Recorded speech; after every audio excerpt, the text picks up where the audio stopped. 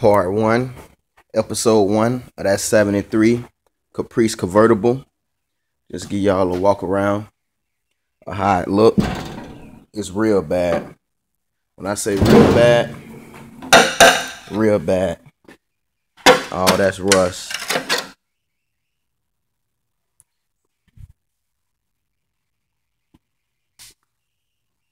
This car is toe up. Oh, that's rust. Rusted. Real bad. Look at the flows. Real bad. Shady work right here. But I'm gonna get it right. We got holes. Trunk rusted. It's real bad. But nah, I just want to give a little advice. Before you go, that's rusted.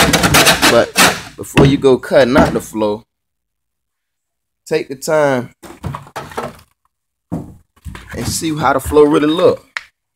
Cause this was real rusted. And after some work, look, that's good metal. That's real good metal. So that ain't gonna be replaced. But before you go cut out flows, just take the time, get you a 4.5 inch grinding wheel, some grinding discs. If you ain't got that, if you got some sandpaper, get maybe some 40 grits, a DA. That's gonna take a little longer. I prefer getting a grinding wheel, a grinder, angle grinder, whatever.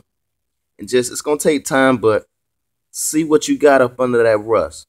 See what you got up under that surface rust. If you take a pick and it go through, it's garbage. You need to replace it. But if it don't go through, just grind it down and see what you got. Cause that's the flow pan.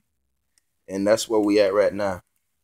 This is the first day of the 1973 Caprice Convertible restoration, total restoration. I'm gonna give y'all from day 1 to the complete day. Everything, like I say, it's all bad. Peace and love.